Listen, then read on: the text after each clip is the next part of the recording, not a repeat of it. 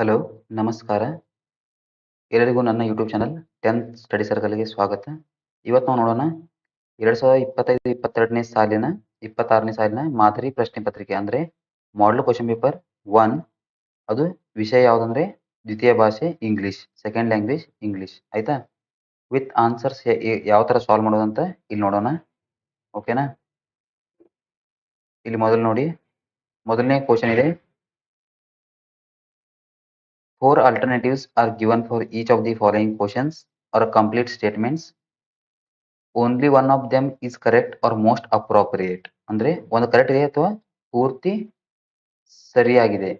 Choose the correct alternative and write the complete answer along with its letter of alphabet. ಅಂದ್ರೆ ಪೂರ್ತಿ question ಅನ್ನ ಬರೀರಿ, ಆ ತರ ಇಲ್ಲಿ ಆಪ್ಷನ್ ಅನ್ನ ಸೆಲೆಕ್ಟ್ ಮಾಡಿ. ಆಯ್ತಾ? 4 ಮಾರ್ಕ್ಸ್ ಕೇಳ್ತಾರೆ. ಒಂದೇ ನೋಡೋಣ. Use the appropriate question tag and fill in the blank. ಅಂದ್ರೆ ಕ್ವಶನ್ ನೋಡಿ ಏನಿದೆ. The smartphones create a lot of health problems. ಆಯ್ತಾ? ಇಲ್ಲಿ ಕ್ವಶನ್ ಟ್ಯಾಗ್ ಯಾವ್ದು ಬರ್ತಂತ ನೋಡೋಣ. ಇಲ್ಲಿ ನೋಡಿ, ಮೊದಲನೇದು ಏನಿದೆ ಆನ್ಸರು. ಕ್ವಶನ್ಸ್ ಏನಿದೆ. The smartphones create a lot of health problems. Didn't they? Don't they? Do they? Did they? ಇದೇನ್ ಬರ್ತದೆ ನೋಡಿ. ಮೊದಲಾಗಿ ಏನ್ ನೋಡಿ, ಇದು ಪಾಸಿಟಿವ್ ಇದೆ. ಸೊ ಪಾಸಿಟಿವ್ ಇದ್ದಾಗ, ಪಾಸಿಟಿವ್ ಸೆಂಟೆನ್ಸ್ ಇದ್ದಾಗ ನಮ್ಮ ಕ್ವಶನ್ ಟ್ಯಾಗ್ ಏನಾಗುತ್ತೆ, ನೆಗೆಟಿವ್ ಬರುತ್ತೆ. ಸೊ ಇದ್ರಲ್ಲಿ ನೋಡಿ ಯಾವ್ದು ನೆಗೆಟಿವ್, ಇದರಲ್ಲಿ ಯಾವ ಪಾಸಿಟಿವ್ ಇದೆ, ಇದು ಪಾಸಿಟಿವ್ ಇದೆ. ಸೊ ಇದು ತಪ್ಪು, ಇದು ಪಾಸಿಟಿವ್ ಇದೆ, ಇದು ತಪ್ಪು. ಸೊ ಇವೆರಡರಲ್ಲಿ ಯಾವ್ದು ಕರೆಕ್ಟ್ ಆಗುತ್ತೆ ಅಂತ ನೋಡೋಣ. ಯಾವ್ದಾಗುತ್ತೆ? ಡಿಡಂಟ್. ಸೊ ಇದು ಡೋಂಟ್ ಆಗುತ್ತೆ, ಯಾಕಂದ್ರೆ ಇದು ಪ್ಲೂರಲ್ ಆಗಿದೆ ಮತ್ತಿದು ಪ್ರೆಸೆಂಟ್ ಟೆನ್ಸ್ ಅಲ್ಲಿ ಇದೆ. The smartphones create a lot of health problems. So ಇದು ಪಾಸ್ಟ್ ಟೆನ್ಸ್ ಅಲ್ಲಿ ಇಲ್ಲ. ದ ಕ್ರಿಯೇಟೆಡ್ ಅಂತ ಬಂದಿತ್ತಂದ್ರೆ, ಅದೇ ಎಲ್ಲದು ಕ್ರಿಯೇಟೆಡ್ ಅಂತ ಇದ್ರೆ, ಕ್ರಿಯೇಟೆಡ್ ಅಂತ ಬಂದಿದ್ರೆ ಏನಾಗ್ತಿತ್ತು, ಪಾಸ್ಟ್ ಟೆನ್ಸ್ ಬರ್ತಿತ್ತು. ಅವಾಗ ನಾವು ಡಿಡ್ ಯೂಸ್ ಮಾಡ್ತಿದ್ವಿ. ಬಟ್ ಇದೇನಿದೆ, ಪ್ರೆಸೆಂಟ್ ಇದೆ. ಸೊ ಡೋಂಟ್ ದೇ ಬರುತ್ತೆ. ಆನ್ಸರ್ ಏನು? Don't they. ಆಯ್ತಾ? ಎರಡನೇ ಕ್ವಶನ್ ನೋಡೋಣ. Read the given conversation and choose the language function for the underlined sentence. ಓದಿ ಮತ್ತೆ ಅಂಡರ್ಲೈನ್ ಸೆಂಟೆನ್ಸ್ಗೆ ಲ್ಯಾಂಗ್ವೇಜ್ ಫಂಕ್ಷನ್ ಹೇಳಿ ಅಂತ ಹೇಳಿದ್ದಾರೆ. ಆಯ್ತಾ? Baleshwar, I am new to Mumbai but I have noticed that people here are afraid. ಆಯ್ತಾ? ಅದೇ ತರ ಅದಕ್ಕೆ ರೋಮಾನ್ ಹೇಳಿದಾಳೆ, yes you are right, they fear of getting involved. ಆಯ್ತಾ? ಬಾಲೇಶ್ವರ್ ಏನ್ ಹೇಳ್ತಾನೆ, ನಾನು ಹೊಸವಾಗಿದ್ದೀನಿ ಮುಂಬೈ ಸಿಟಿಗೆ, ಬಟ್ ಐ ಹ್ಯಾವ್ ನೋಟಿಸ್ಡ್, ನಾನು ನೋಡಿದ್ದೇನೆ ಇಲ್ಲಿ ಜನ ಅಂಜ್ತಾರೆ ಜಾಸ್ತಿ ಅಂತ. ಆಯ್ತಾ? ರೋಮಾನ್ ಹೇಳ್ತಾರೆ, ಎಸ್ ಯು ಆರ್ ರೈಟ್, ನೀನು ಕರೆಕ್ಟ್ ಆಗಿ ಹೇಳಿದೀಯ.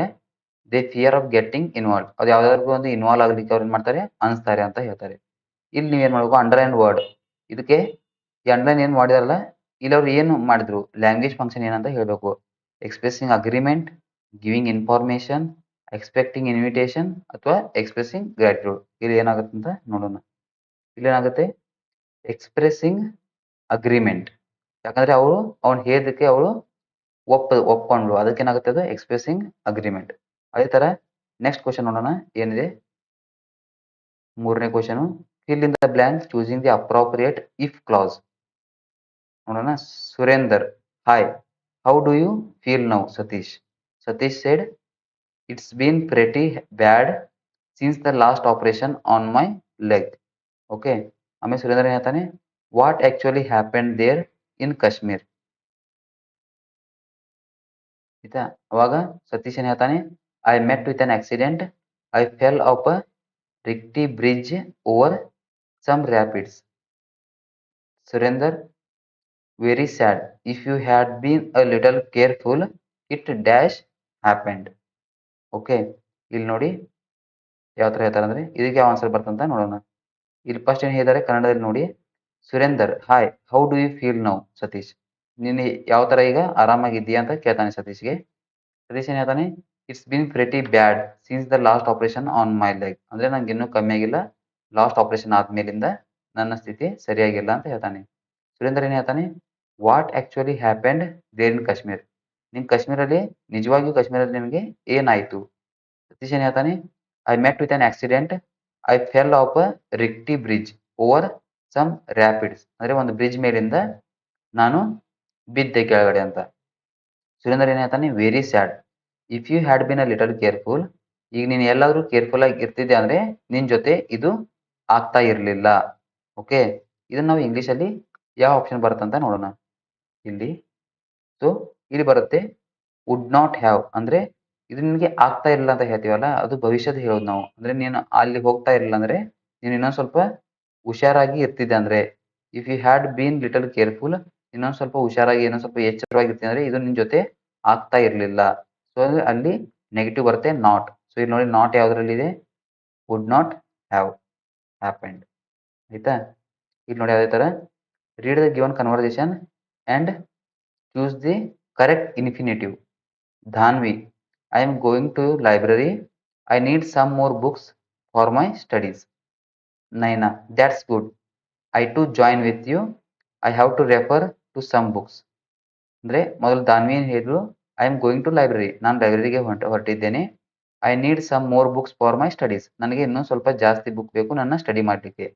ನೈನಾನ್ ಹೇಳ್ತಾಳೆ, ದ್ಯಾಟ್ಸ್ ಗುಡ್, ಅದು ಒಳ್ಳೇದು. I to join with you, ನಾನು ನಿನ್ ಜೊತೆ ಬರ್ತೇನೆ. I have to refer to some books, ನನಗೂ ಸ್ವಲ್ಪ ಬುಕ್ ಬೇಕಾಗಿವೆ ಅಂತ. ಇದು ಯಾವ್ದು ಬರುತ್ತೆ ನೋಡೋಣ. ಇನ್ಫಿನಿಟಿ ಯಾವ್ದು ಬರುತ್ತೆ ಅಂತ ನೋಡಿ. ಇನ್ಫಿನಿಟಿ ಇಲ್ಲಿ ಯಾವ್ದು ಬರುತ್ತೆ ಅಂದ್ರೆ ಟು ರೆಫರ್. ಆಯ್ತಾ, ಆಮೇಲೆ ಆಯ್ತಾ, ಇಲ್ಲಿಗೆ 4 ಕ್ವಶನ್ 4 ಮಾರ್ಕ್ಸ್ ಬಂದ್ವಿ ನಾವು. ನೆಕ್ಸ್ಟ್ ಕ್ವಶನ್ ನೋಡೋಣ.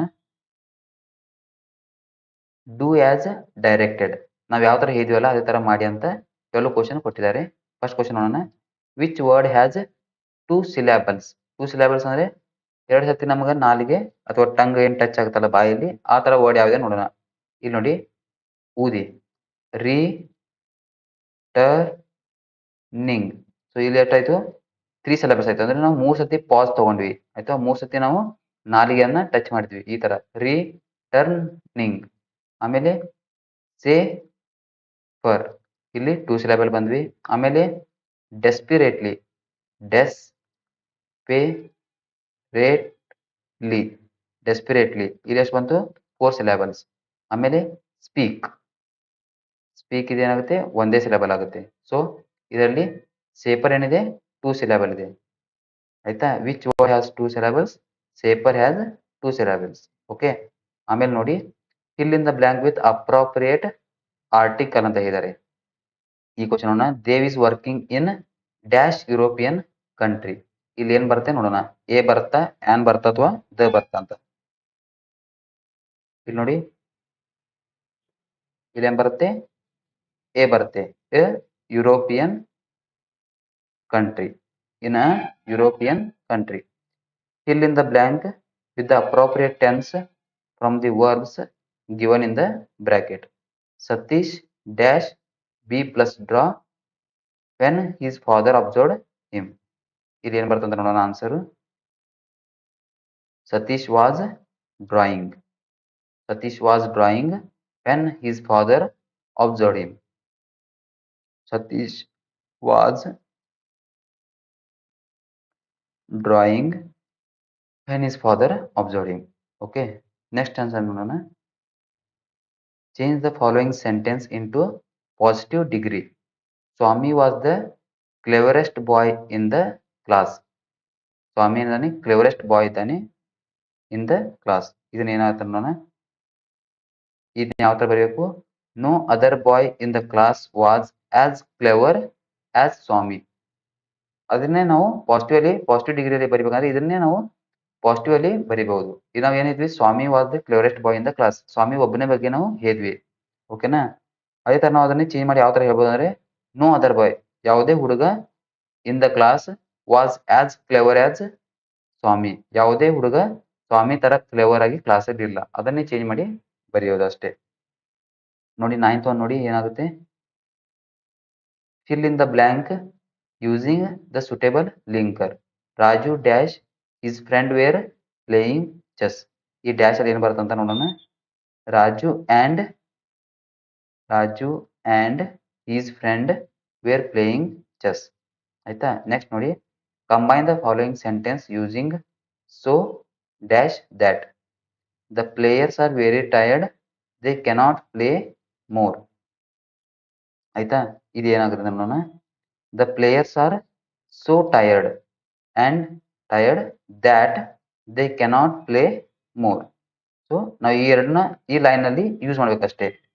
The players are very so the players are so tired ಆಯ್ತಾ. ವೆರಿ ಜಾಗದಲ್ಲಿ ನಾವು ಸೋ ಯೂಸ್ ಮಾಡಿದ್ವಿ. ಆಮೇಲೆ tired and that they cannot play more ಆಯ್ತಾ. ಇಷ್ಟೇ, ಇದನ್ನ ಇಲ್ಲಿ ಯೂಸ್ ಮಾಡಿದ್ವಿ ಅಷ್ಟೇ. ಈ ಲೈನ್ ಅನ್ನ ಮತ್ತೊಮ್ಮೆ ಸರಿಯಾಗಿ ಬರೆಯಿರಿ ಆಯ್ತಾ. ಯೂಸ್ ಮಾಡಿದ್ಮೇಲೆ change the following sentence into passive voice. Passive voice ಅಲ್ಲಿ ಚೇಂಜ್ ಮಾಡ್ಬೇಕು ಇದನ್ನ. Swami caught the burglar. ಇದನ್ನ ಹೆಂಗ್ ಬರ್ತೀರಿ ಪ್ಯಾಸಿವ್ ವಾಯ್ಸ್ ಅಲ್ಲಿ? The burglar was caught by Swami. ಅದನ್ನೇ ಚೇಂಜ್ ಮಾಡಿ ಬರಿಬೇಕಷ್ಟೇ. ಸೇಮ್ ಲೈನ್ ಅನ್ನೇ ಚೇಂಜ್ ಮಾಡಿ ಬರಿಬೇಕಷ್ಟೇ. The burglar was caught by Swami. ಆಮೇಲೆ ನೆಕ್ಸ್ಟ್ ನೋಡಿ, fill in the blank with appropriate preposition. Preposition ಅಂದ್ರೆ ಇದಕ್ಕಿಂತ ಮುಂಚೆ ಬರುವ ಶಬ್ದ. ಡೋಂಟ್ ಲಾಫ್ ಡ್ಯಾಶ್ ಮೀ ಅಂದ್ರೆ ನನ್ನ ನೋಡಿ ಡ್ಯಾಶ್ ನಗಬೇಡ. ಏನಾಗುತ್ತೆ? ಎಟ್. ಆನ್ಸರ್ ಏನ್ ಬರುತ್ತೆ? At. Don't laugh at me ಆಯ್ತಾ. ಇಲ್ಲಿ ಥರ್ಡ್ ನೋಡಿ, fill in the blank with the appropriate form of the word given in the bracket. They should be given good dash. Fill in the blank with appropriate form ಅಂದ್ರೆ ಈ word ದ ಇನ್ನೊಂದು form. Educate, education, educate, educating, ಹಿಂಗೇನು ಯಾವ form ಬರ್ತಲ್ಲ ಆ form ಇಂದ ಯಾವ ಕರೆಕ್ಟ್ ಫಾರ್ಮ್ ಇಲ್ಲಿ ಬರ್ತದೆ ಅಂತ ನೋಡೋಣ. They should be given good dash. Educated ಏನಾಗುತ್ತೆ ಅಂದ್ರೆ ನೋಡೋಣ, ಎಜುಕೇಶನ್ ಆಗುತ್ತೆ ಆಯ್ತಾ. ಎಜುಕೇಶನ್, ಎಜುಕೇಟೆಡ್ ಎಜುಕೇಶನ್ ಆಗುತ್ತೆ. ಆಮೇಲೆ ಇಲ್ಲಿ ನೋಡಿ, identify the parts of speech of the underlined word. Underline word ಇದೆಯಲ್ಲ ಅಥವಾ ಪಾರ್ಟ್ಸ್ ಆಫ್ ಸ್ಪೀಚ್ ಹೇಳಿದ್ದಾರೆ. Ravi own 2 gold medals this year. ಯಾವ ಪಾರ್ಟ್ಸ್ ಆಫ್ ಸ್ಪೀಚ್ ಬರುತ್ತೆ? ಅಡ್ಜೆಕ್ಟಿವ್. ಯಾಕಂದ್ರೆ ನಾವು ಅಲ್ಲಿ ಡಿಸ್ಕ್ರೈಬ್ ಮಾಡ್ತಾ ಇದೀವಿ ಆಯ್ತಾ. ಡಿಸ್ಕ್ರೈಬ್ ಮಾಡ್ತಾ ಇದೀವಿ ಯಾವುದು? ನೌನ್ ಅಥವಾ ಪ್ರೊನೌನ್ ಬಗ್ಗೆ. ಪ್ರೊನೌನ್ ಬಗ್ಗೆ.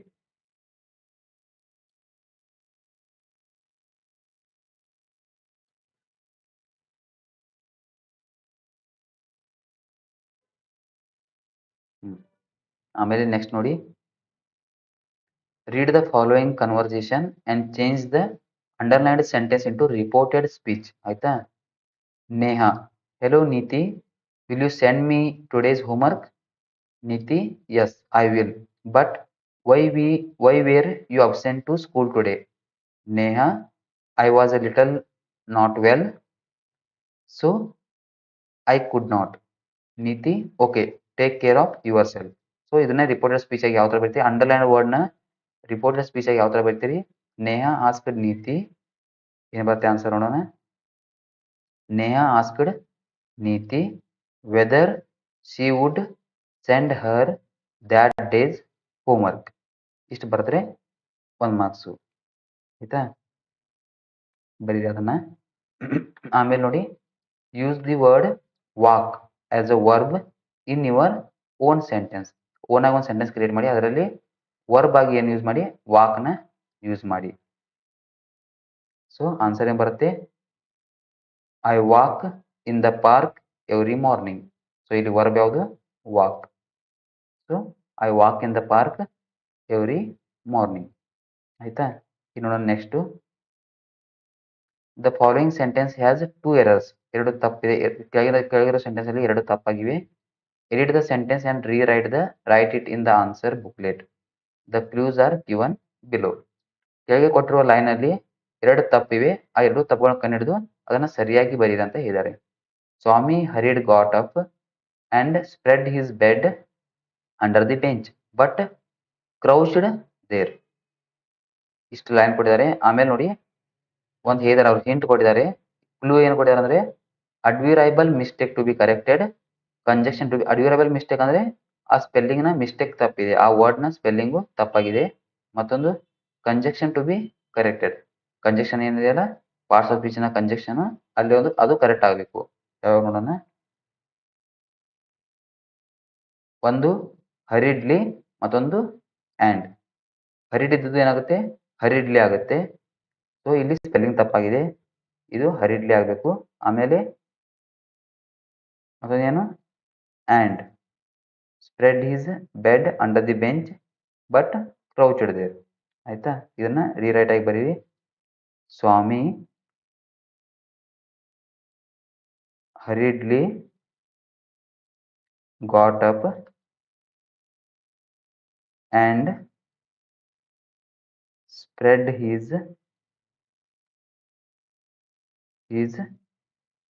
bed under the bench.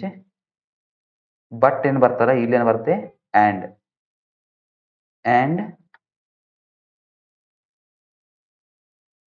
crouched there. ಆಯ್ತಾ, ಈ ತರ. ಇಲ್ಲಿಗೆ ನಿಮ್ದು ಗ್ರಾಮರ್ ಪೋರ್ಷನ್ ಮುಗಿತ್ತು. ಇನ್ನು ಟಾಪಿಕ್ ಚಾಪ್ಟರ್ ಮತ್ತು ಪೋಯಮ್ ಮೇಲೆ ಯಾವ ತರ ಕ್ವಶನ್ ಕೇಳಿದಾರೆ ಅಂತ ನೋಡೋಣ. ಆಯ್ತಾ, ಇಲ್ಲಿ ನೋಡಿ ಫಸ್ಟ್ ಕ್ವಶನ್ ಏನಿದೆ 18th one. Don and Selmo was passionate for his land and the children of his village justify. Don and Selmo ಏನಿದಾರಲ್ಲ ಅವರು ಪ್ಯಾಸಿನೇಟ್ ಅಂದ್ರೆ ತುಂಬಾ ಆಸಕ್ತಿ ಇದ್ದಾರೆ ಯಾರ ಬಗ್ಗೆ, ಅವ್ರ ಲ್ಯಾಂಡ್ ಬಗ್ಗೆ ಮತ್ತು ಆ ಊರಲ್ಲಿರೋ ಚಿಲ್ಡ್ರನ್ ಮಕ್ಕಳ ಬಗ್ಗೆ. ಅದು ಯಾಕಂತ ಜಸ್ಟಿಫೈ ಮಾಡಂತ ಹೇಳಿದ್ದಾರೆ. ಇಲ್ಲಿ ನೋಡಿ ಆನ್ಸರ್ ಏನ್ ಬರುತ್ತಂದ್ರೆ, Don and Selmo deeply loved his land and the children of Rion Medio. He planted a tree whenever a child was born in the village. Even while selling his land, he refused to sell the trees because he believed they belonged to the village children. ಆಯ್ತಾ, next ನೋಡಿ, Ambedkar was described as the symbol of revolt. What made Nehru to describe so? ಆಯ್ತಾ, symbol of Revolt ಅಂತ ಹೇಳ್ತಾರೆ. ರಿವಾಲ್ಟ್ ಅಂದ್ರೆ ಏನು, strike. ಆಯ್ತಾ, strike ಅಥವಾ protest ಅಂತೀವಲ್ಲ ಆ ತರ. ನೋಡಿ 19th ಏನಿದೆ, Nehru call doctor Ambedkar as symbol of revolt ಅಂದ್ರೆ ಪ್ರೊಟೆಸ್ಟ್ ಅಥವಾ ಸ್ಟ್ರೈಕ್. ಆಯ್ತಾ, protest because he strongly opposed injustice and inequality. He always cautioned wrong decisions and demanded social justice for the oppressed. Operation ಅಂದ್ರೆ harm ಆದವರು, ಅಂದ್ರೆ ಯಾರಿಗೆ ಕೆಟ್ಟದಾಗಿದೆಯಲ್ಲ, ಯಾರ ಜೊತೆ ಕೆಟ್ಟಾಗಿದೆಯಲ್ಲ ಅವರು. ಆಮೇಲೆ ನೋಡಿ, Smita was successful in fulfilling Har brother's wish. Elaborate ಅಂದ್ರೆ ಅದ್ರ ಬಗ್ಗೆ ಎಕ್ಸ್ಪ್ಲೇನ್ ಮಾಡಿ. ಸ್ಮಿತಾ ಹಾಗೆ ಅವಳ ತಮಗೆ ಫುಲ್ಫಿಲ್ ಮಾಡಿದ್ರು ಅವನ ವಿಶ್ ಅಥವಾ ಅವನ ಕೋರಿಕೆಯನ್ನು. ಅದನ್ನ ಎಲಾಬ್ರೇಟ್ ಅಂದ್ರೆ ಅದ್ರ ಬಗ್ಗೆ ಎಕ್ಸ್ಪ್ಲೇನ್ ಮಾಡಿ ಅಂತ ಕೇಳಿದ್ದಾರೆ. ಆಯ್ತಾ, ಇಲ್ಲಿ ನೋಡಿ, Smita decided to fulfil her brother's wish of hearing Pandit Ravi Shankar's play The Sitar. She courageously met him after the concert and explained her brother's condition. Touched by her request, he agreed to visit her house and play for her brother. ಆಯ್ತಾ, ಇಲ್ಲಿ ನೋಡಿ 21 ಏನಿದೆ, How according to Borok is survival of civilization threatened. ಅಂದ್ರೆ ಯಾವ ತರ civil survival ಯಾರು ಅಂಜಿಕೆ ಹಾಕಿದರು, ಯಾವ ತರ ಅಂಜಿಕೆಯನ್ನು ಹಾಕಿದ್ದಾರೆ ಅಂತ ಕೇಳಿದ್ದಾರೆ ಬೋರೋಕ್. ಆಯ್ತಾ, according to Borok, civilization is under threat due to both natural and human made disasters. ಯಾವ್ಯಾವು, nuclear pollution, environmental damage, social conflicts and destruction of cities pose serious dangers to humanity. ಆಯ್ತಾ, ಅದೇ ತರ 22 ನೋಡಿ, you cannot put a fence around the planet earth. Is this tone of weakness or self assertion? Give reasons for your answer. ಅಂದ್ರೆ ಕವಿ ಏನ್ ಹೇಳ್ತಾರೆ ಇಲ್ಲಿ, you cannot put a fence around the planet earth. Is this tone of weakness ಅಂದ್ರೆ ಇದು weak ಆಗಿ ಹೇಳ್ತಾ ಇದಾರ ಅಥವಾ ಸೆಲ್ಫ್ ಅಸರ್ಷನ್ ಅಂದ್ರೆ ಕ್ಲೇಮ್, ಆರೋಪ. ಅಂದ್ರೆ ಇದು ವೀಕ್ನೆಸ್ ತೋರಿಸ್ತಾ ಇದಾರೆ ಅಥವಾ ಆರೋಪ ಮಾಡ್ತಾ ಇದಾರೆ, ರೀಸನ್ ಕೊಡಿ ಅಂತ ಹೇಳಿದ್ದಾರೆ. ಅದಕ್ಕೆ ರೀಸನ್ ಏನೇ ಅಂತ ನೋಡೋಣ. The statement shows self assertion ಅಂದ್ರೆ ಕ್ಲೇಮ್ ಮಾಡ್ತಾ ಇದಾರೆ ಅವರು. It highlights that human beings cannot control nature completely. ಯಾವುದೇ ಮನುಷ್ಯನು ನೇಚರ್ ಅನ್ನು ಕಂಪ್ಲೀಟ್ ಆಗಿ ಕಂಟ್ರೋಲ್ ಮಾಡ್ಲಿಕ್ಕೆ ಆಗಲ್ಲ. Should respect the earth instead of behaving as it's owners, ಅದರ ಓನರ್ ತರ ಬಿಹೇವ್ ಮಾಡಬೇಡಿ.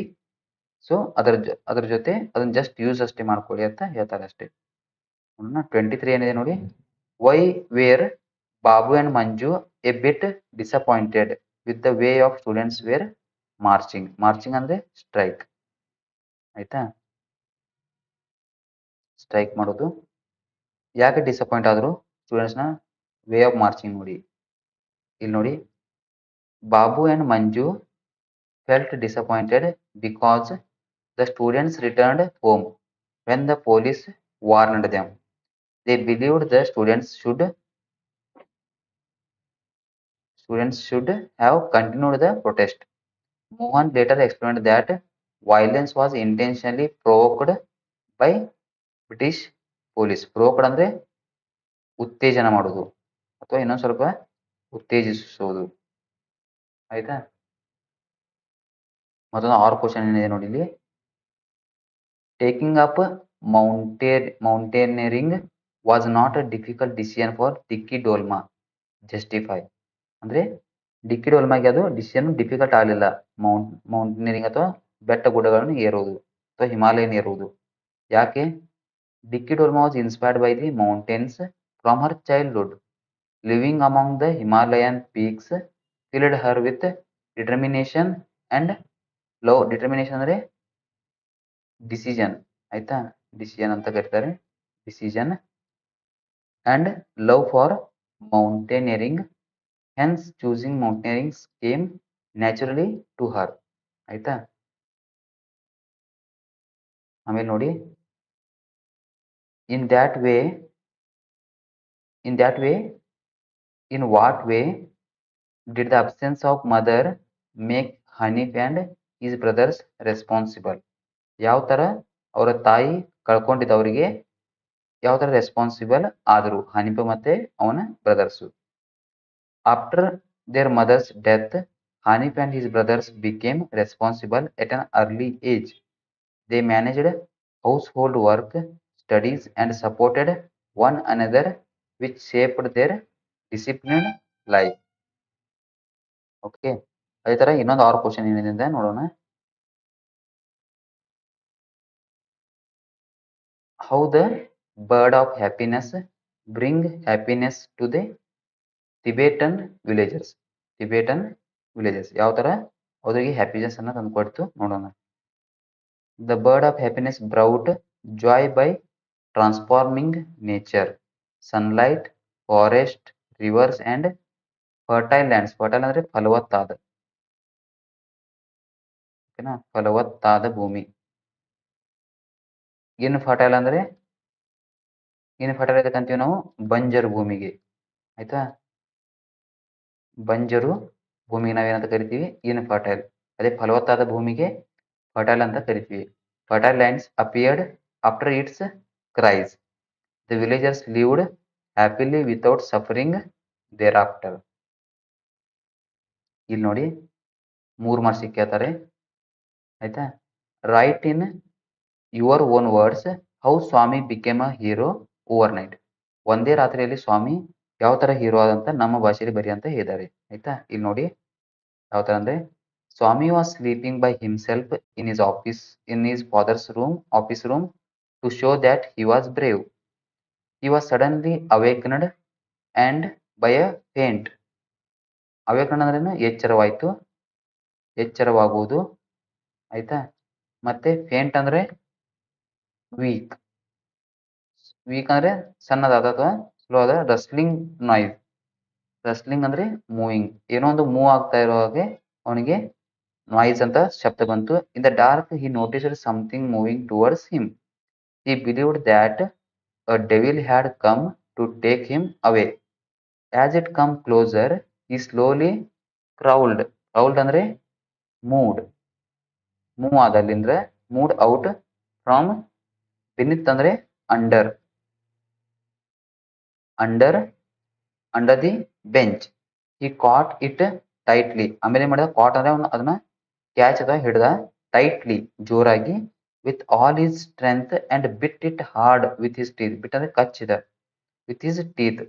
That moving figure turned out to be one of the most notorious housebreakers in the district.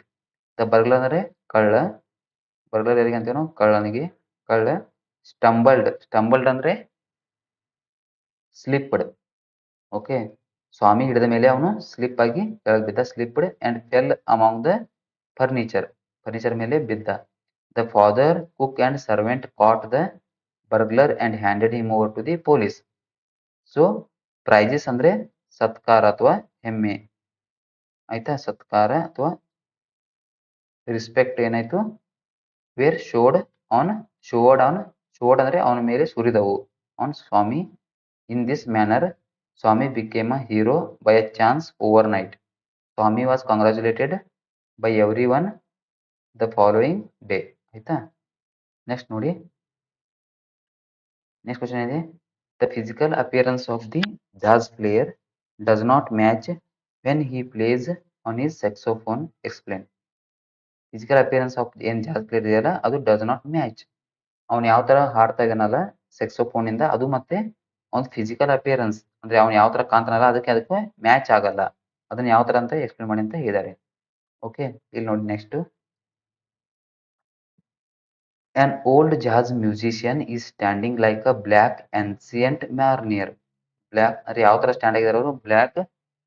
Ancient ಅಂದ್ರೆ ಹಳೆಯ,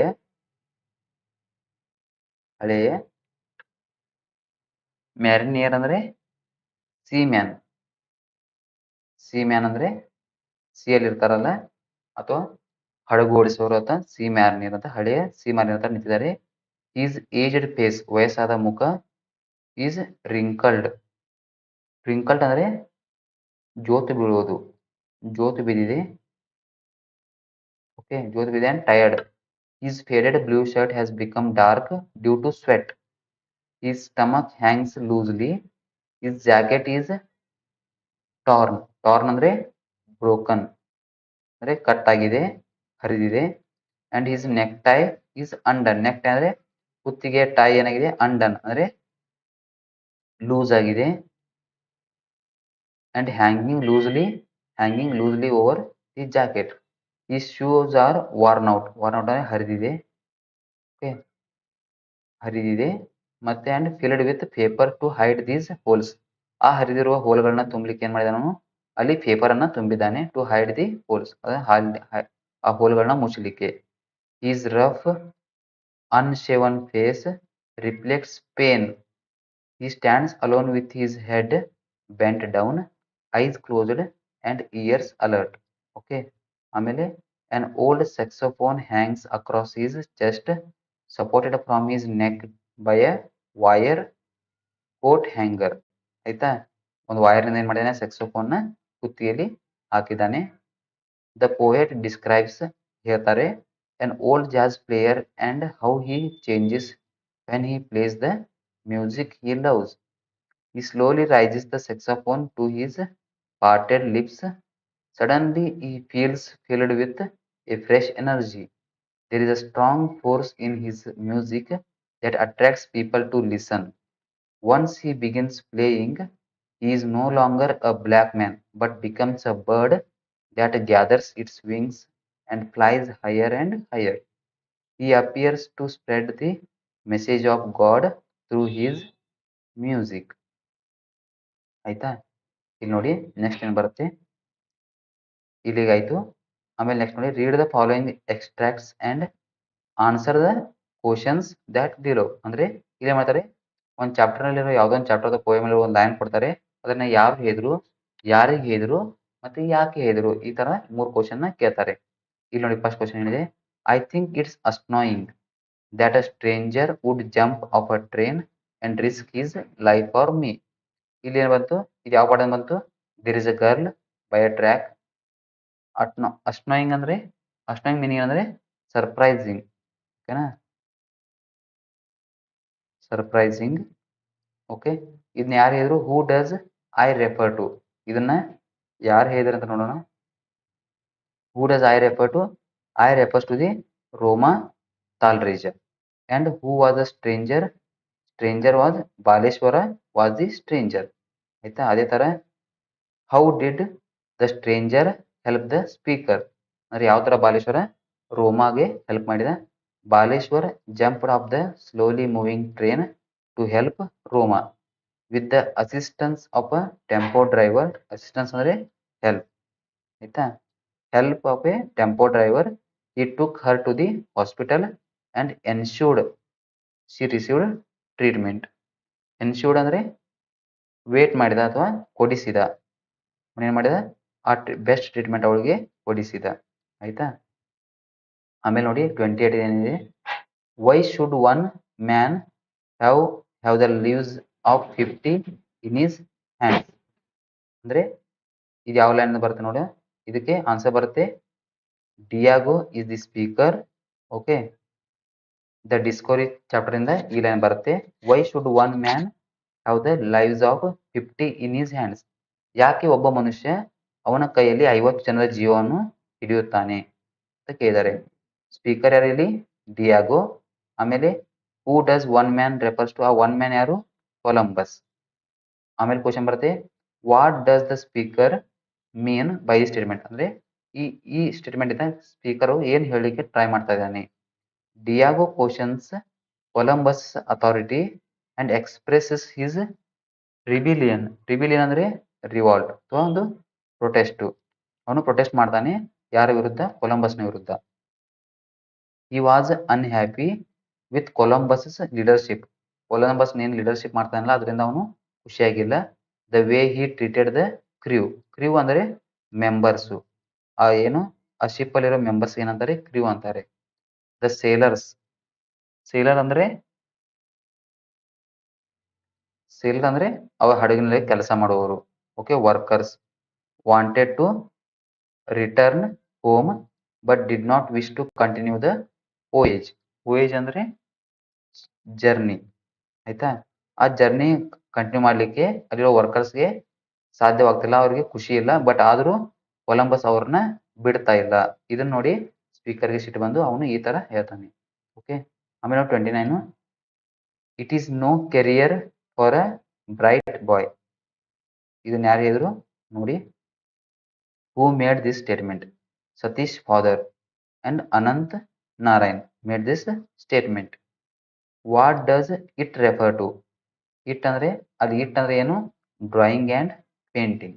ಅದೇ ತರ why did the speaker think so. ಯಾಕೆ ಆ ತರ ಹೇಳಿದ್ರು, the speaker believed that drawing could not provide a stable income or secure livelihood. Livelihood ಅಂದ್ರೆ ಜೀವನ. ಡ್ರಾಯಿಂಗ್ ಮತ್ತು ಪೇಂಟಿಂಗ್ ಅಂದ್ರೆ ಜೀವನದಲ್ಲಿ ಹಣ ಗಳಿಸಲಿಕ್ಕೆ ಸಾಧ್ಯವಾಗಲ್ಲ, ಅದರಿಂದ ಇನ್ಕಮ್ ಬರಲ್ಲ ಅಂತ ಸತೀಶ್ ಅವರ ತಂದೆ ಅನಂತ್ ನಾರಾಯಣ್ ಹೇಳ್ತಾರೆ ಆಯ್ತಾ.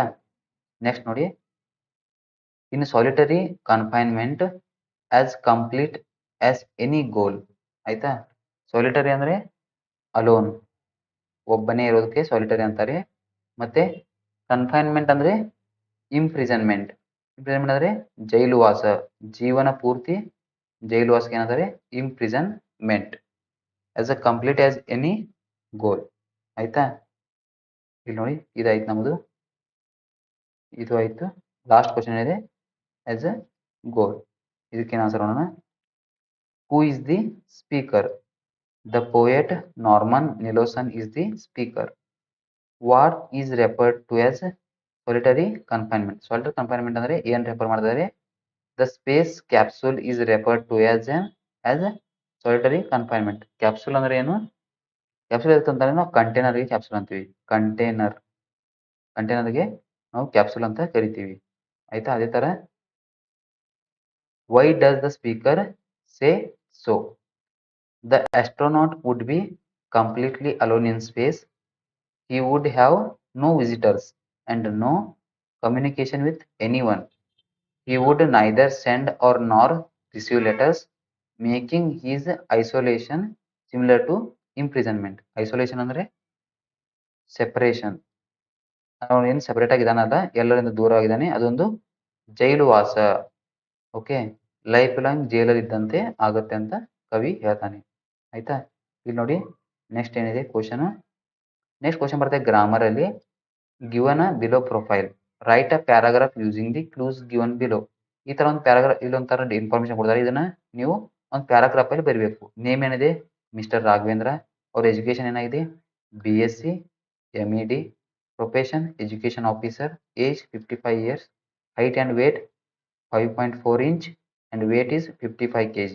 ಫ್ಯಾಮಿಲಿ 1 son ಇಂಜಿನಿಯರ್ ಇದ್ದಾನೆ. 1 daughter studying MBBS. Reason for popularity ಅವ್ರು ಯಾವ ತರ ಪಾಪ್ಯುಲರ್ ಆಗಿದ್ದಾರೆ, ಯಾವ ತರ ಜನ ಅವರಿಗೆ ಗುರುತಿಸ್ತಾರೆ ಅಂದ್ರೆ ಹೆಲ್ಪ್ಫುಲ್ ಇದ್ದಾರೆ ಮತ್ತು ಬೆಸ್ಟ್ ಗಾರ್ಡನರ್. ಗಾರ್ಡನರ್ ಅಂದ್ರೆ ಗಾರ್ಡನಿಂಗ್ ಮಾಡೋದು, ಗಾರ್ಡನರಿ ಕೆಲಸ ಮಾಡುತ್ತಾ ಇರೋದು. ಹಾಬೀಸ್ ಏನಿದೆ gardening.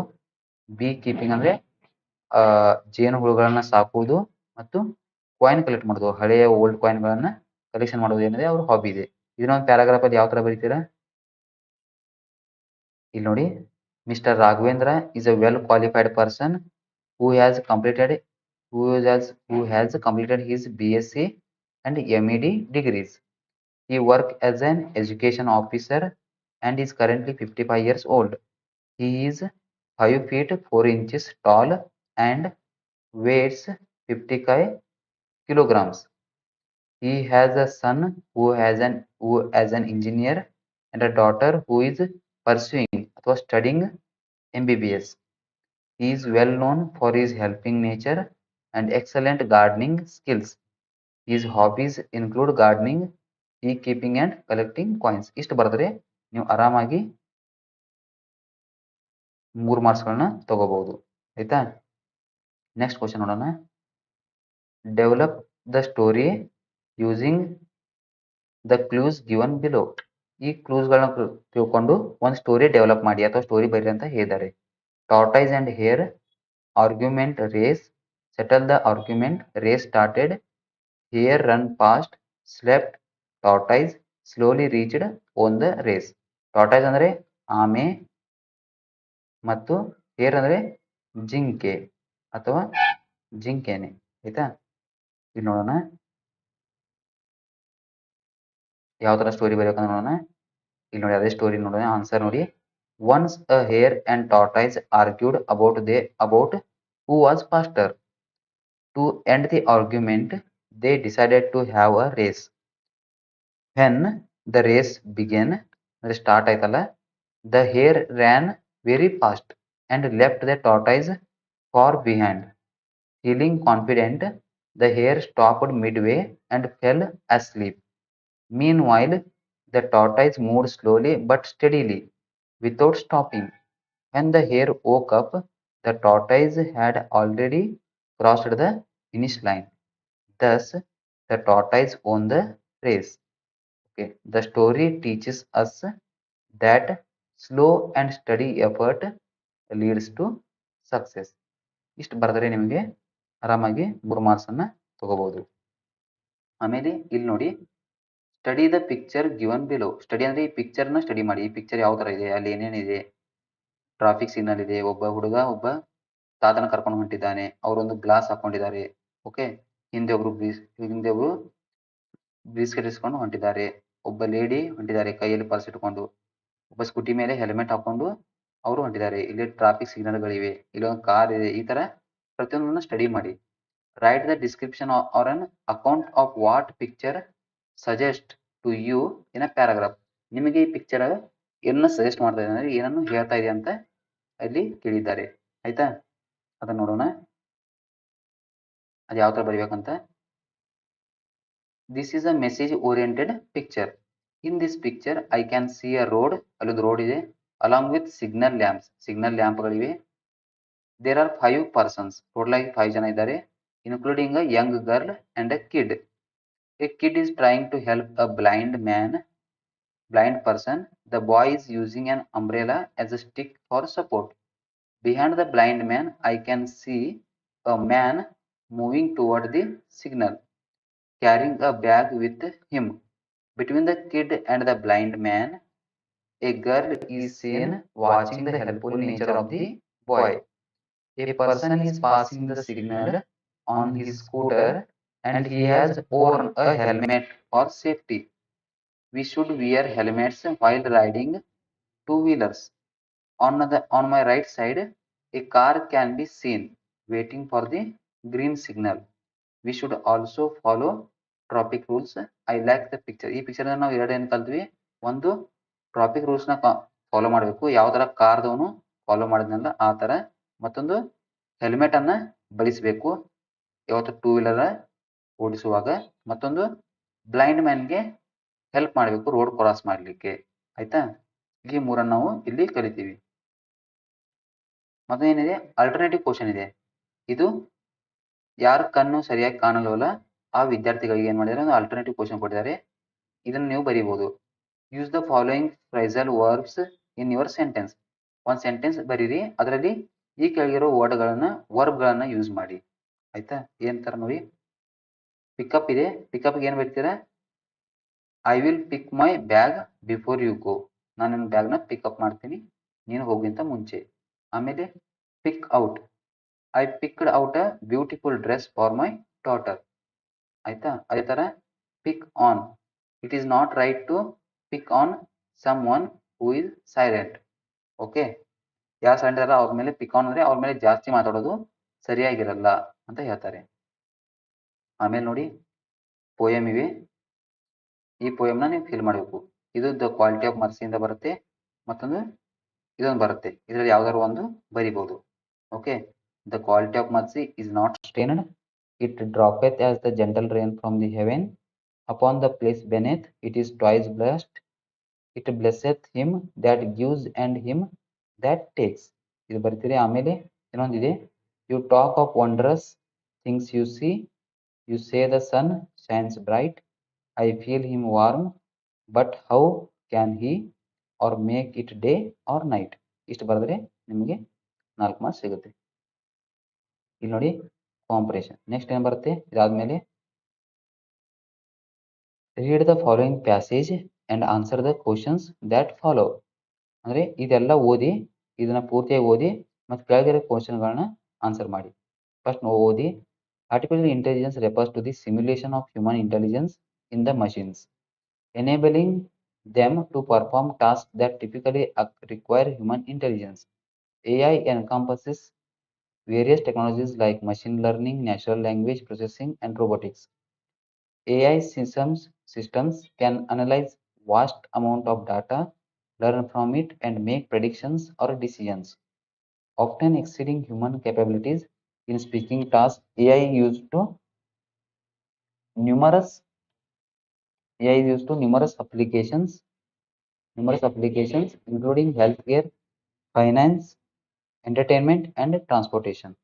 With self-driving cars being a prominent example, AI can automate repetitive tasks, improve decision making, and enhance efficiency in various industries.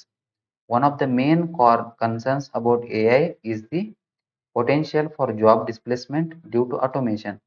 Ethical considerations surrounding AI, such as the data privacy and bias, are also important areas of focus.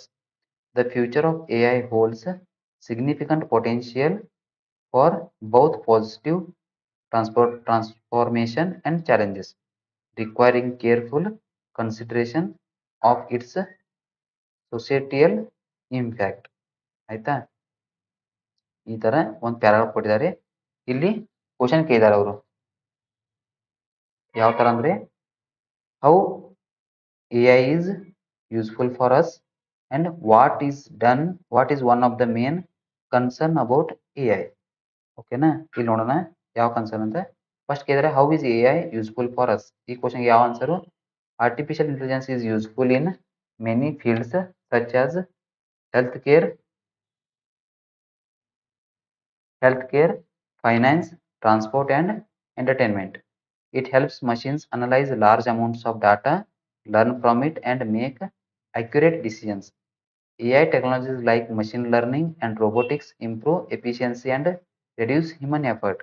ಆಯ್ತಾ, next question ಏನು, help ಆಯ್ತಿದು. ಆಮೇಲೆ concern ಏನು, what is one of the main concern about AI. One major concern about artificial intelligence is job loss due to automation, as machines may replace human workers. ಅಂದ್ರೇನು, ಇದು ಮಷಿನ್ಗಳಿಗೆ automation ಕೊಟ್ಟಾಗ machine ಮೇಲೆ ಇರೋ ವರ್ಕರ್ಸ್ಗಳನ್ನ ಜಾಬ್ನಿಂದ ತೆಗಿತಾರೆ. ಇದನ್ನ main concern. ಆಯ್ತಾ? Next question ನೋಡಿ ಏನಿದೆ.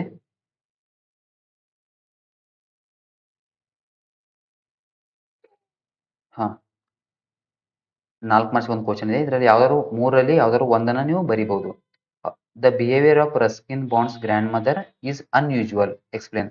ಅಂದ್ರೆ ರಸ್ಕಿನ್ ಬಾಂಡ್ಸ್ ಅವರ ಅಜ್ಜಿಯ ಬಿಹೇವಿಯರ್ ಸರಿಯಾಗಿಲ್ಲ, ಅನ್ಯೂಶುವಲ್ ಇದೆ, ಡಿಫ್ರೆಂಟ್ ಆಗಿದೆ, ಅದನ್ನ ಎಕ್ಸ್ಪ್ಲೇನ್ ಮಾಡಿ ಅಂತ ಹೇಳ್ತಾರೆ. ಅದಕ್ಕೆ ಏನು ಫಸ್ಟ್ ಆನ್ಸರ್ ಏನು? In this poem grandmother climbs a tree poem, Ruskin Bond beautifully describes his grandmother's unusual love for trees and adventurous nature. Adventurous ಅಂದ್ರೆ ಎಕ್ಸೈಟ್ಮೆಂಟ್. ಓಕೆನಾ? ಅವ್ರಿಗೊಂದು ಎಕ್ಸೈಟ್ಮೆಂಟ್ ಇದೆ, ಅದನ್ನ ಮಾಡ್ಲಿಕ್ಕೆ ಸಾಹಸ ಅಂತ ಹೇಳ್ತೀವಲ್ಲ, ಅದೇ ತರ ಸಾಹಸ, nature. Even at the age of 62, she enjoyed climbing trees, which surprised everyone. She had learned this habit from her brother during her childhood. People feared that she might fall one day and advised her to stop climbing. One day, when she was alone at home, she climbed a tree and was unable to come down. She was rescued, and the doctor advised her to take rest for a week. She felt extremely ಅಂದರೆ ತುಂಬಾ, ಅತಿಯಾಗಿ ಅಥವಾ ತುಂಬಾ ಅತಿಯಾಗಿ unhappy during this period. She requested her son to build a house on the treetop. He fulfilled her wish, and she lived happily enjoying her freedom. ಆಯ್ತಾ? ಇಲ್ಲಿಗೆ ಈ question ಮುಗೀತು. ಆಮೇಲೆ ನೆಕ್ಸ್ಟ್ ಕ್ವಶನ್ ಏನು? ರೈಟ್ ದ, ಯಾವ್ದಾದ್ರು ಒಂದು ನೀವು refer ಮಾಡಿ. Write the summary of the poem of the song of India. The song of ಇಂಡಿಯಾದ ಸಮರಿ ಬರಿ ಅಂತ ಹೇಳಿದ್ದಾರೆ. ಇಲ್ಲಿ ಸಮರಿ ನೋಡಿ. The song of India is a beautiful poem written by V.K. Gokak. In this poem, the poet presents Mother India. The poem is written in the form of conversation between the poet and Mother India. The poet keeps asking what song he should like to sing. He explains the natural beauty of our country, such as Himalayas, as the three oceans, and the sunrise that appears like golden rays. Okay. He also talk about wonderful temples and curved figures on their walls. ಅಂದರೆ ಬಿಡಿಸಿದ ಶಿಲೆಗಳು, ಏನು ಶಿಲೆಗಳು. They tell us many stories. The poet also remembers our soldiers who sacrifice their lives for the nation. He wishes to sing about our seers. Seers ಅಂದ್ರೆ ವಿಷನರೀಸ್, ಋಷಿಗಳು and prophet ಅಂದ್ರೆ ಪ್ರವಾದಿಗಳ ಬಗ್ಗೆ, who always guide us on the right path. In the end, the poet describes industrial development, dams and lakes which are our pride. He also praises the steel mills and shipbuilding yards. Yard ಅಂದ್ರೆ factories. But Mother India does not like all these ideas. She asks him to sing about the poor people, beggars and lepers ಅಂದ್ರೆ patients, hospital ಇರೋ ಪೇಷಂಟ್ಸ್ಗಳ ಬಗ್ಗೆ, ಮತ್ತೆ unemployment problems ಬಗ್ಗೆ ಮತ್ತು ಸ್ಟ್ರೈಕ್ಗಳ ಬಗ್ಗೆ ಹಾಡಂತ ಹೇಳ್ತಾಳೆ. ಆಯ್ತಾ? ಇದು ಮುಗೀತು. ನೆಕ್ಸ್ಟ್ ಕ್ವಶನ್ ಏನಿದೆ ನೋಡಿ. The spirit of the little maiden saved the life of the sailors, justify. ಯಾವ ತರ ಸ್ಪಿರಿಟ್ ಆಫ್ ಲಿಟಲ್ ಮೈಡನ್, ಒಬ್ಬ ಒಂದು ಸಣ್ಣ ಹುಡುಗಿಯ ಮಾತು ಅವಳಿಗೆ ಯಾವ ತರ ಸೇಲರ್ಸ್ ನ ಲೈಫ್ ಅನ್ನ ಸೇವ್ ಮಾಡ್ತಂತ ಹೇಳಿ ಅಂತ ಹೇಳ್ತಾರೆ. ಇದೇನು ದ ಡಿಸ್ಕವರಿ ಚಾಪ್ಟರ್ ಇಂದ ಬರುತ್ತೆ. ಆಯ್ತಾ? It was a cold, dark and stormy. Stormy ಅಂದ್ರೆ ರಫ್, ಅಂದ್ರೆ ಭಯಂಕರವಾದ ಅಥವಾ ಜಾಸ್ತಿ ಕತ್ತಲಿರುವ winter. A ship was sailing in the open sea. Huge waves crashed against the ship and the loud roar of sea filled with sailors and with fear. Sailors ಅಂದ್ರೆ ಅಲ್ಲಿ ಹಡಗಿನಲ್ಲಿ ಕೆಲಸ ಮಾಡುವವರು. They gathered together inside a cabin. Even the bravest among them were unable to sleep. They sat in the darkness and kept praying. As the storm went on, the captain also lost hope.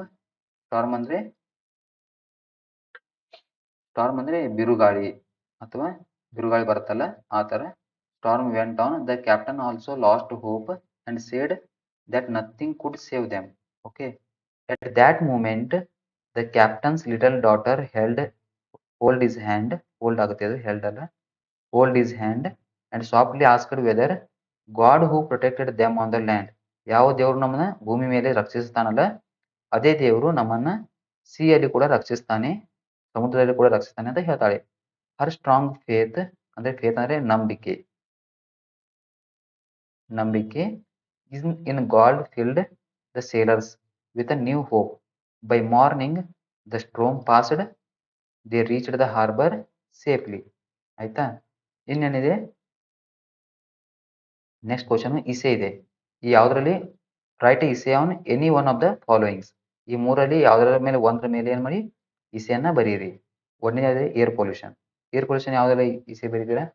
ಇಸೆ ಬರೆಯುವಾಗ ಒಂದು ನೋಡಿ, ಅದ್ರ first introduction ಕೊಡಿ. ಅಂದ್ರೆ air pollution ಅಂದ್ರೆ ಏನು, ಅದು ಯಾಕೆ ಏರ್ ಪೊಲ್ಯೂಷನ್ ಅಂದ್ರೆ ಏನು, ಅದು ಯಾವ್ದ್ರಿಂದ ಆಗ್ತದೆ, ಅದು ಇಂಟ್ರಡಕ್ಷನ್ ಕೊಡಿ.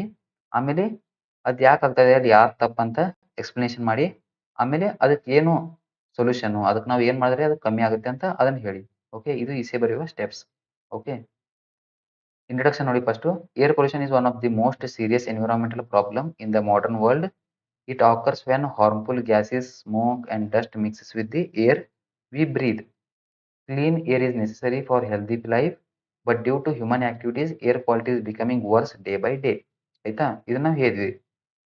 ಆಮೇಲೆ ಎಕ್ಸ್ಪ್ಲನೇಷನ್ ಏನು? The main causes of air pollution are vehicle smoke, factory emissions and burning of fossil fuels. Fossil fuels ಅಂದ್ರೆ ಡೀಸೆಲ್, ಪೆಟ್ರೋಲ್, ಈ ತರ diesel, petrol. In cities, traffic releases harmful gases like carbon dioxide and carbon monoxide. In villages, burning firewood and agriculture waste also pollute the air. Air pollution causes breathing problems, asthma, lung diseases, and also harms plants and animals. Okay. Air pollution can be controlled by, ಅದು ಯಾವ ಥರ ನಾವು solve ಮಾಡಬೇಕು ಅದನ್ನ? Air pollution can be controlled by using public transport, reducing vehicle use, and planting more trees. Industries should follow pollution control rules strictly. Renewable energy source should be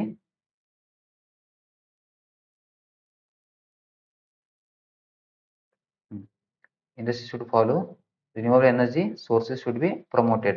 In conclusion, protecting air is our responsibility to ensure a healthy future. ಆಯ್ತಾ, ಇಲ್ಲಿ ನೋಡಿ mobile phone introduction. Mobile phones have become an important. ಇಲ್ಲಿ first introduction ಕೊಡಿ. ಎರಡನೇದು mobile phone ಇದೆ ಇಸೆ. Mobile phones have become an important part of our daily life. Almost everyone uses mobile phone for communication, education, and entertainment. With the growth of technology, mobile phones have made life easier and faster. Topic explanation ಯಾವ ಥರ ಮಾಡ್ತೀರಾ? Mobile phones help people stay connected through calls and messages. Students use them for online classes and learning materials.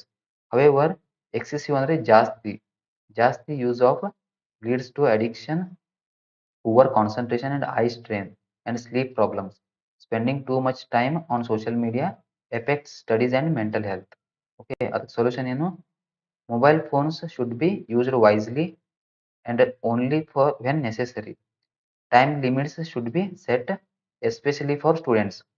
Parents and teachers should guide children. In conclusion, balanced use of mobile phones helps us enjoy their benefits without harm. ಆಯ್ತಾ, in last ಏನಿದೆ ನೋಡೋಣ. Social media. Social media plays an important role in modern society. Platforms like WhatsApp, Instagram, and YouTube help people communicate and share information quickly. It has become especially popular among students and youth. Topic explanation ಏನು? Social media helps students learn new skills and stay updated with news. It allows people to showcase their talents. However, excessive use leads to addiction, distraction from studies, and lack of physical activity. Cyberbullying and fake news are also serious problems. Cyberbullying ಅಂದ್ರೆ hack ಮಾಡ್ತಾರಲ್ಲ ಅಥವಾ ಬೇರೆಯವ್ರ ಮುಖ use ಮಾಡ್ಕೊಂಡು video ಮಾಡ್ತಾರಲ್ಲ ಅದಕ್ಕೆ cyber bullying ಅಂತಾರೆ. ಇಲ್ಲಿ ನೋಡಿ solution and conclusion. Social media should be used responsibly and for limited time. Students should focus more on studies and real life activities. Awareness about online safety is necessary. In conclusion, paper use of proper use of social media can make it useful tool. ಇಲ್ಲಿಗೆ ನಿಮ್ಮದು ಇಸೆ ಎಲ್ಲ ಮುಗೀತು. ಈಗ last question ನೋಡೋಣ. 2 letter ಇದೆ. ಒಂದು, imagine you are Suhas or Sarita studying in 10th standard government high school Narayanapura.